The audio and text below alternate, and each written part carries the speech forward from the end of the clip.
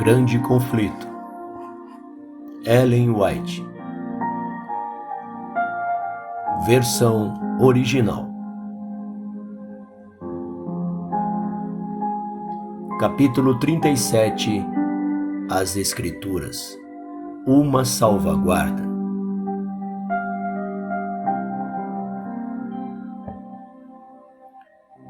A lei e ao testemunho. Se eles não falarem segundo esta palavra, não haverá amanhã para eles. Isaías 8:20.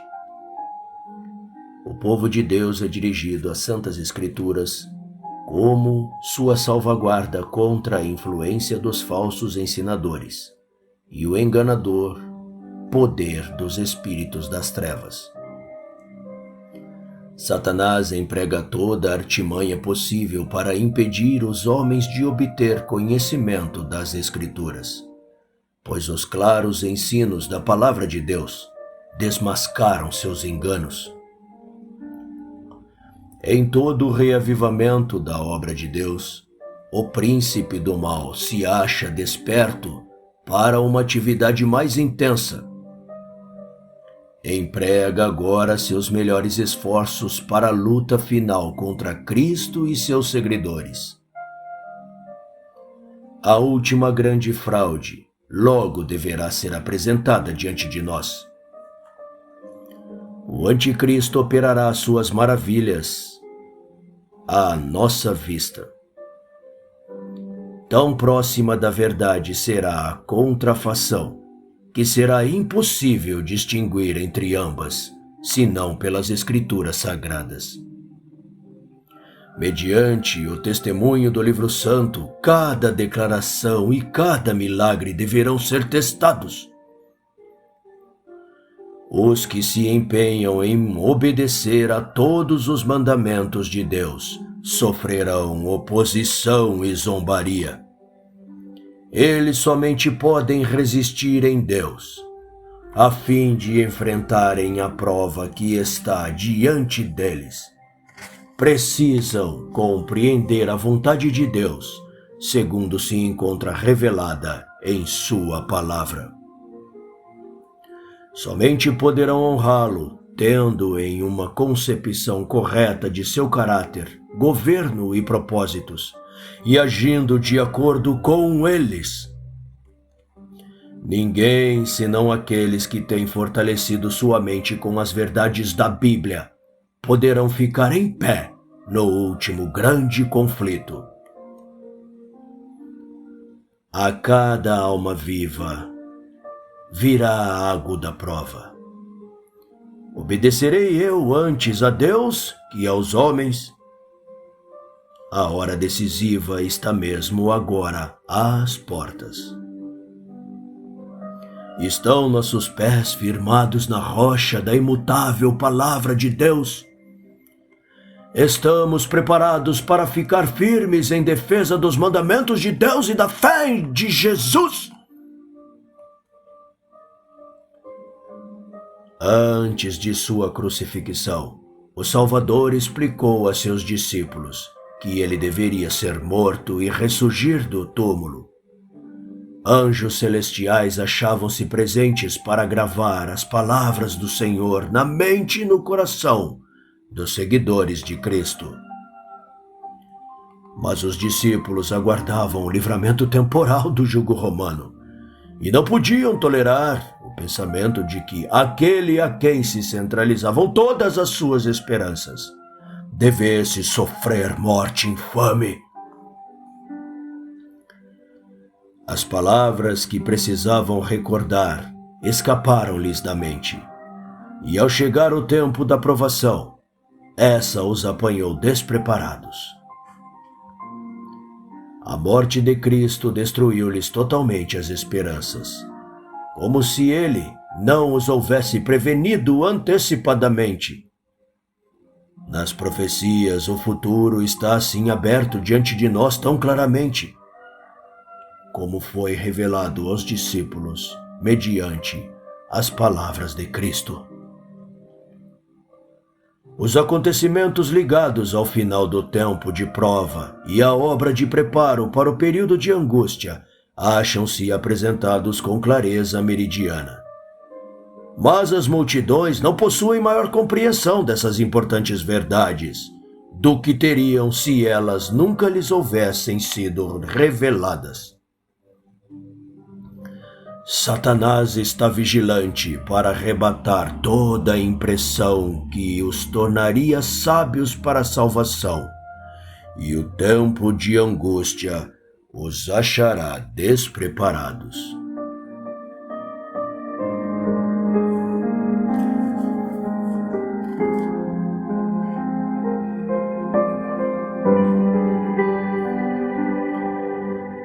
Quando Deus envia aos homens advertências tão importantes que são representadas como proclamadas por santos anjos voando pelo meio do céu, Ele demanda que toda pessoa, dotada de capacidade e de raciocínios, dê ouvidos à mensagem.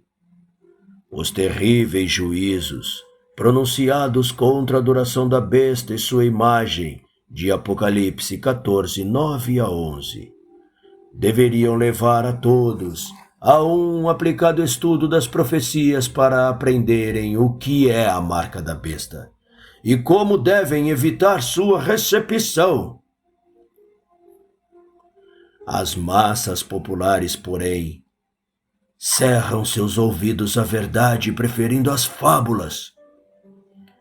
O apóstolo Paulo, olhando para os últimos dias, disse: virá tempo em que não sofrerão a sã doutrina.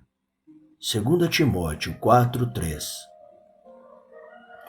Esse tempo já chegou. As multidões não desejam a verdade bíblica, porque ela interfere nos desejos de seu coração pecaminoso e amante do mundo. E Satanás supre-lhes os enganos que amam. Mas Deus terá sobre a terra um povo que mantenha a Bíblia, e a Bíblia só, como padrão de todas as doutrinas e base de todas as reformas. As opiniões de homens instruídos, as deduções da ciência, os credos ou as decisões dos concílios eclesiásticos, tão numerosos e discordantes como são as igrejas que representam a voz da maioria. Nenhuma dessas coisas, e nem todas elas, deveriam ser vistas como evidência pró ou contra qualquer ponto de fé religiosa.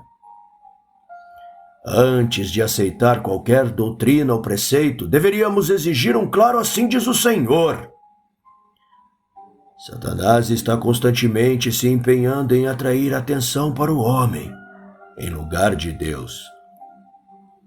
Ele leva as pessoas a olharem a bispos, pastores e professores de teologias como seus guias, em lugar de examinar as Escrituras para conhecer por si mesmos qual o seu dever.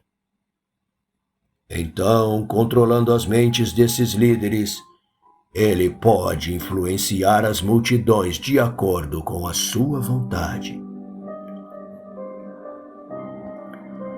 Quando Cristo veio para falar as palavras da vida, o povo comum o ouvia alegremente, e muitos, mesmo dos sacerdotes e príncipes, creram nele. Mas os principais sacerdotes e dos homens da nação estavam determinados a condenar e repudiar seus ensinos, embora vissem baldados todos os seus esforços para encontrar acusações contra ele, embora não pudessem deixar de sentir a influência do poder e da sabedoria divina assistindo suas palavras. Refugiaram-se no preconceito, contudo. Rejeitaram a mais clara evidência de sua missão, de seu messiado, temendo serem forçados a tornarem-se seus discípulos.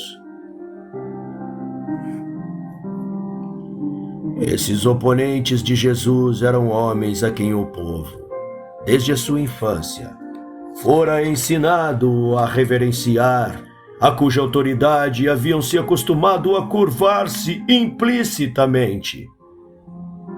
Eles inquiriam: como é que nossos líderes e sábios escribas não creem em Jesus? Não receberiam esses piedosos homens se ele fosse o Cristo? Foi a influência de tais ensinadores que levou a nação judaica a rejeitar o Redentor. O espírito que atuava naqueles sacerdotes e dirigentes ainda é manifestado por muitos que fazem alta profissão de piedade. Eles se recusam a examinar o testemunho das Escrituras concernente às verdades especiais para este tempo. Apontam para o seu número, riqueza e popularidade e olham com desprezo para os advogados da verdade como pequenos em número, pobres e impopulares, tendo uma fé que os separam do mundo. Cristo previu que a indevida assunção de autoridade por parte dos escribas e fariseus não cessaria com a dispersão dos judeus. Com visão profética, ele proferiu a obra de exaltação da autoridade humana para governar a consciência, que tem sido uma terrível maldição para a igreja em todos os tempos. E suas temíveis denúncias contra os escribas e fariseus, assim como as advertências ao povo para não seguirem estes líderes cegos, foram registradas como admoestações para as futuras gerações.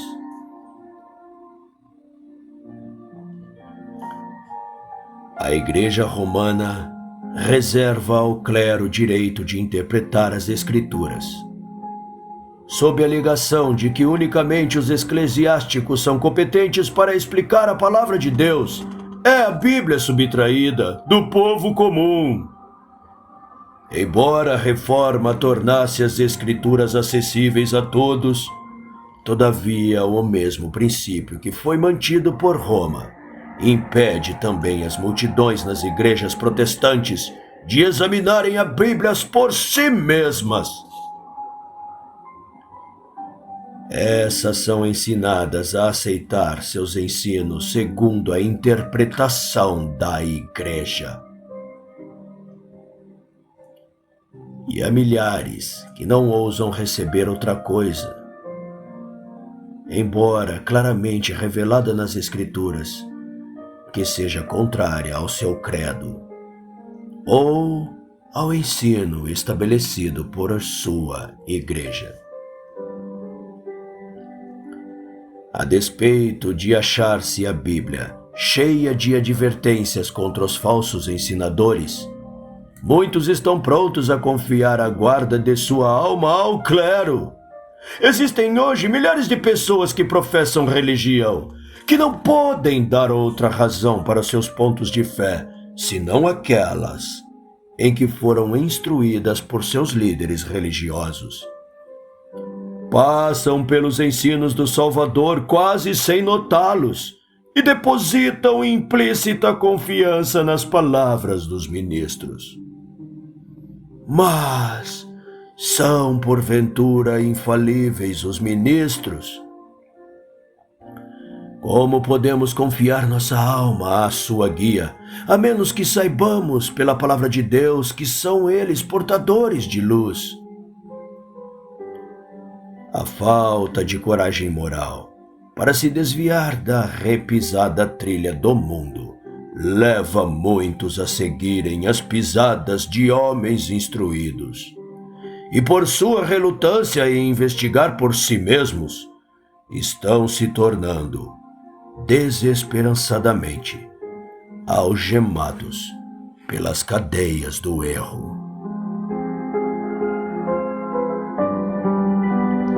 Veem que a verdade para este tempo é claramente revelada na Bíblia e sentem o poder do Espírito Santo assistindo sua proclamação. No entanto, permitem que a oposição do clero os desvie da luz. embora a razão e a consciência estejam convencidas. Estas ludibriadas almas não ousam pensar diferentemente do ministro. E sua percepção individual, seus interesses eternos, são sacrificados à incredulidade, ao orgulho e a preconceitos de outros. Muitos são os meios pelos quais Satanás opera através da influência humana. Para enredar seus cativos, atrai a si multidões. Multidões ligando-as pelos seduçosos laços de afeição aos que são inimigos da cruz de Cristo. Qualquer que possa ler ou ser sua ligação paternal, filial, conjugal ou social, o efeito é o mesmo. Os opositores da verdade exercem seu poder para controlar a consciência, e as almas mantidas sob sua influência não têm coragem ou independência suficientes para obedecer às suas próprias convicções do dever. A verdade e a glória de Deus são inseparáveis. É-nos impossível, com a Bíblia ao nosso alcance, honrar a Deus mantendo opiniões equivocadas. Muitos alegam que não importa o que alguém creia, se tão somente sua vida for reta. Mas a vida é moldada pela fé. Se a luz e a verdade estão ao nosso alcance e negligenciamos aproveitar o privilégio de ouvi-las e vê-las, virtualmente as rejeitamos e escolhemos as trevas antes que a luz. Há caminho que parece direito ao homem, mas seu fim são os caminhos da morte. Provérbios 16:25.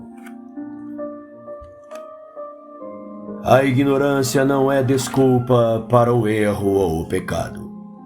Quando há toda a oportunidade de conhecer a vontade de Deus, um homem está viajando e chega a um lugar onde há várias estradas e uma tabuleta indica onde cada uma delas conduz. Se ele não leva em consideração a indicação da tabuleta e toma qualquer caminho que lhe pareça direito, poderá ser muito sincero, mas com toda a probabilidade se achará na estrada errada.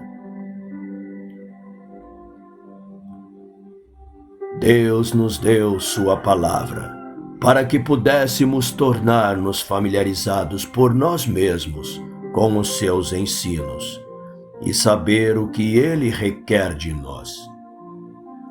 Quando o doutor da lei veio a Jesus com a pergunta: "O que farei para herdar a vida eterna?", o Salvador o remeteu às Escrituras dizendo: "Que está escrito na lei?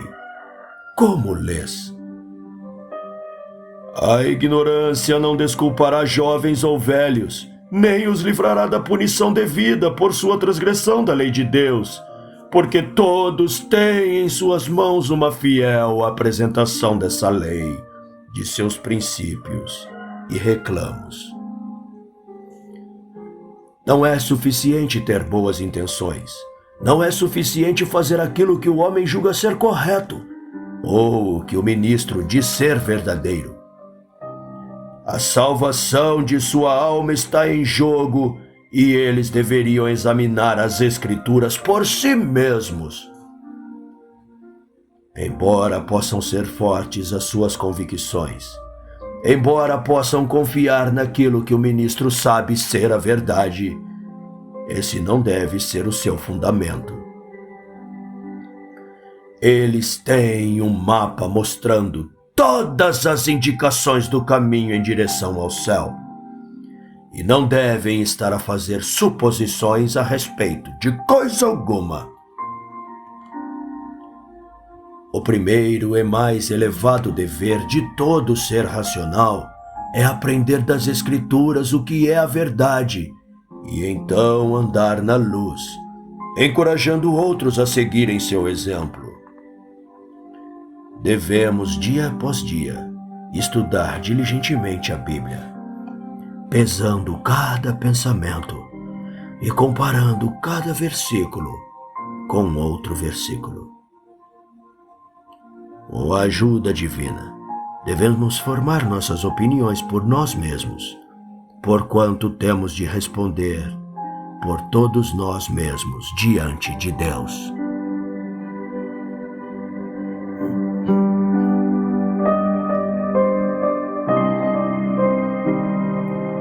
As verdades mais claramente reveladas na Bíblia têm estado envolvidas em dúvida e trevas pelos homens letrados, que com pretensão de grande sabedoria ensinam que as Escrituras têm um sentido místico, secreto, um significado espiritual não aparente na linguagem empregada.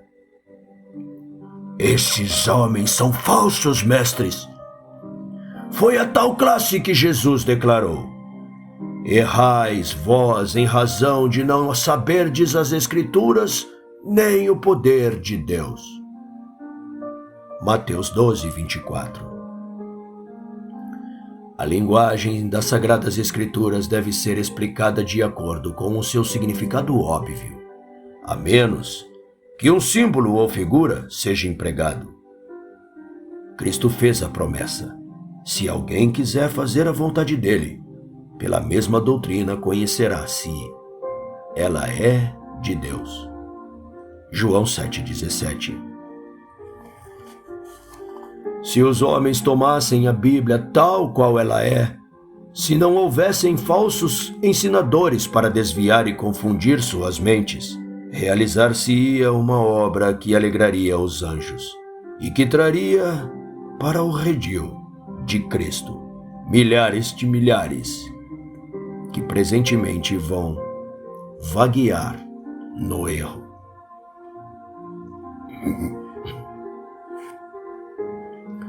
Devemos aplicar todas as faculdades mentais nos estudos das Escrituras e empregar o entendimento na compreensão, tanto quanto seja possível a mortais, das profundezas, das profundas coisas de Deus. Não devemos nos esquecer, todavia, de que a docilidade e a submissão de uma criança caracteriza o verdadeiro espírito de aprendizado. As dificuldades encontradas nas Escrituras jamais podem ser sobrepujadas mediante os mesmos métodos empregados na abordagem de problemas filosóficos. Não deveríamos nos empenhar no estudo da Bíblia com aquela autoconfiança com que muitos adentram os domínios da ciência, mas sim com uma piedosa dependência de Deus e o desejo sincero de conhecer sua vontade. Devemos vir com um espírito humilde e educável para obter conhecimento do grande Eu Sou. De outro modo, os anjos maus cegarão nossas mentes e endurecerão nosso coração a fim de não sermos impressionados pela verdade. Muitas porções das Escrituras que os eruditos dizem ser um mistério ou que são passadas por alto, como sem importância, estão plenas de conforto e instrução, para que aquele que tem sido ensinado na escola de Cristo aprenda. Uma razão por que muitos teólogos não têm mais claro entendimento da palavra de Deus é fecharem os olhos às verdades que eles não desejam praticar. A compreensão da verdade bíblica não depende tanto do poder intelectual aplicado à pesquisa, mas da singeleza de propósito, do fervoroso desejo de justiça. A Bíblia nunca deve ser estudada sem oração.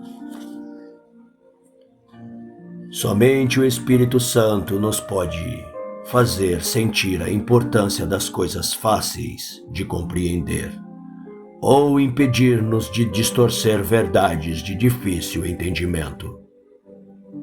É função dos anjos celestiais preparar o coração para compreendermos a tal palavra de Deus, de maneira que fiquemos encantados com sua beleza, admoestados por suas advertências, ou animados e fortalecidos por suas promessas. Deveríamos fazer a nossa petição do salmista: desvenda os meus olhos para que veja as maravilhas da tua lei. Salmo 119, 18. As tentações muitas vezes parecem ser irresistíveis, porque pela negligência de oração e estudo da Bíblia, o tentado não pode facilmente lembrar-se das promessas de Deus e enfrentar Satanás com as armas das Escrituras. Mas os anjos estão circundando os que estão dispostos a serem ensinados nas coisas divinas, e no tempo de grande necessidade, eles trarão à sua lembrança as próprias verdades de que estão necessitados. Assim, vindo o inimigo como uma corrente de águas, o Espírito do Senhor arvorará contra ele a sua bandeira. Isaías 59, 19. Jesus prometeu aos seus discípulos aquele Consolador, o Espírito Santo, que o Pai enviará em meu nome. Este vos ensinará todas as coisas e vos fará lembrar de tudo quanto vos tenho dito. João 14, 26. Mas os ensinos de Cristo devem ser previamente entesourados na memória, a fim de que o Espírito de Deus possa trazê-los à nossa lembrança no tempo do perigo. Escondi a tua palavra no meu coração, para eu não pecar contra ti, disse Davi. Salmo 119, 11. Todos os que valorizam seus interesses eternos devem estar em guarda contra as invasões do ceticismo. Os próprios fundamentos da verdade serão assaltados. É impossível manter-se além do alcance dos sarcasmos e sofismas, dos ensinos insidiosos e pestilentos da infidelidade moderna. Satanás adapta suas tentações a todas as classes. Ele assalta o iletrado com zombaria ou desprezo, enquanto enfrenta o educado com objeções científicas e arrazoado filosófico, calculados igualmente para exercitar a desconfiança nas Escrituras, ou o desprezo por elas.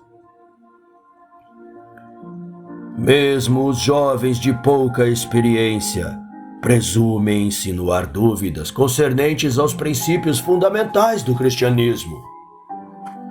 E essa infidelidade juvenil, superficial como é, tem sua influência. Muitos assim, levados a achincalhar a fé de seus pais e a fazer desprezar o Espírito da graça. Hebreus 10, 29. Muita vida que prometia ser uma honra a Deus e uma bênção ao mundo foi chamuscada pelo odioso sopro da incredulidade.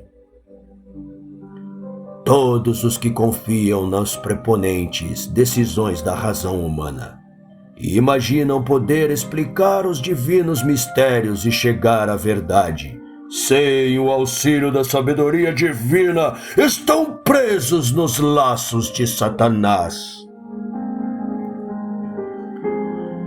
Estamos vivendo no mais solene período da história deste mundo. O destino das incomensuráveis multidões da terra está prestes a decidir-se. Nosso próprio bem-estar futuro e também a salvação de outras almas dependem do curso que agora seguimos.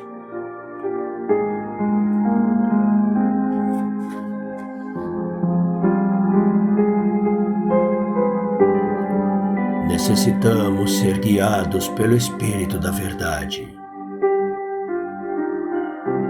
Todo seguidor de Cristo deveria ferventemente inquirir: Senhor, que queres que eu faça? Necessitamos humilhar-nos diante de Deus, com jejum e oração, e meditar muito em Sua palavra, especialmente nas cenas do juízo.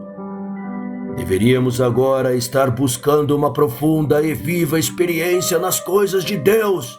Não temos um minuto a perder. Acontecimentos de importância vital estão ocorrendo ao nosso redor. Estamos no terreno encantado de Satanás. Não durmam, sentinelas de Deus. O adversário está espreitando bem próximo de nós, pronto para qualquer momento, caso se tornem relaxados e sonolentos, saltar sobre vocês e torná-los sua caça.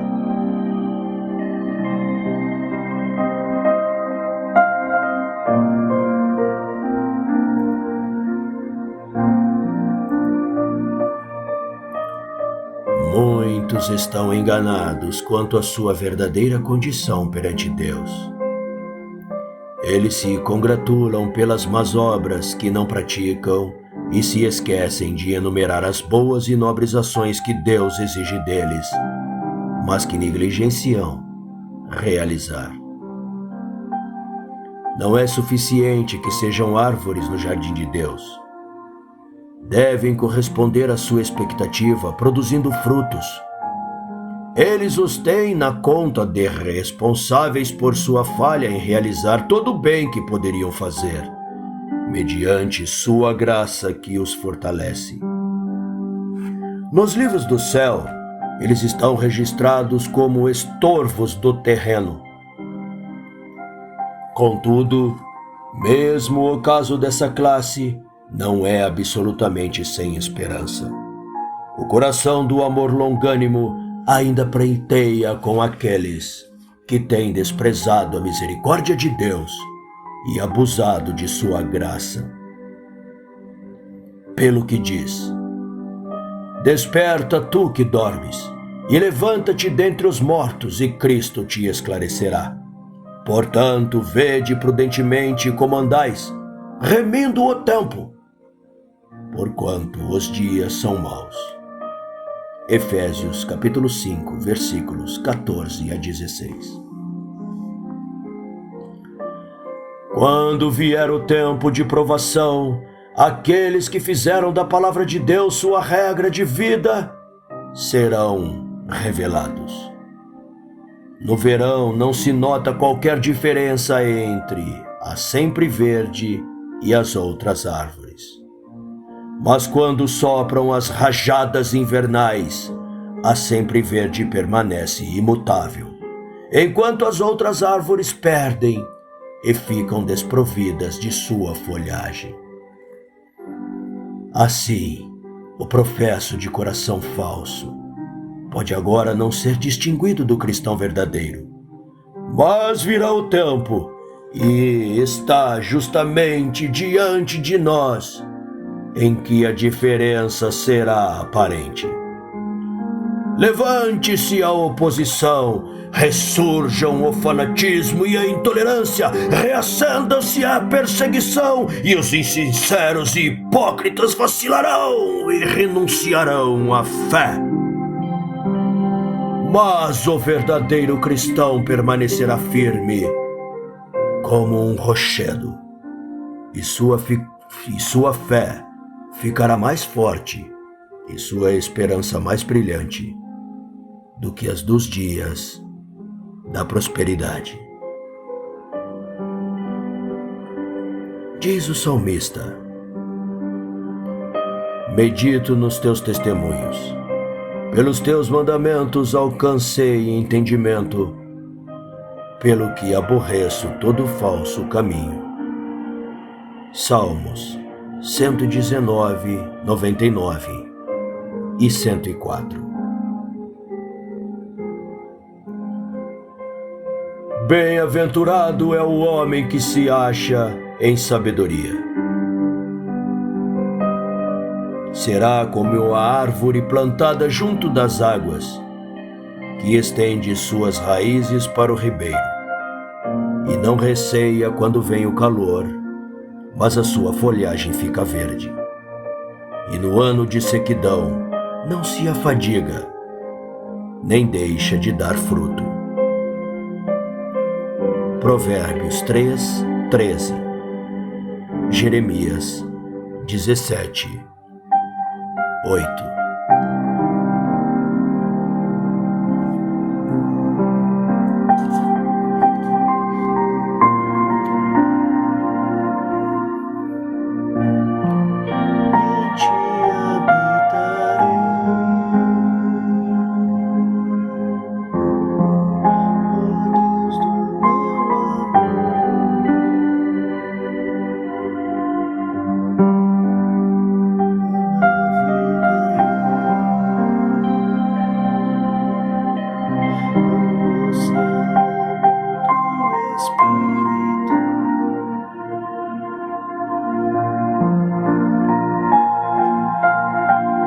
Continua no próximo capítulo. Obrigado por ouvir. Se gostou, deixe seu like e compartilhe com suas redes e com seus grupos. Obrigado por ouvir. Até a próxima leitura.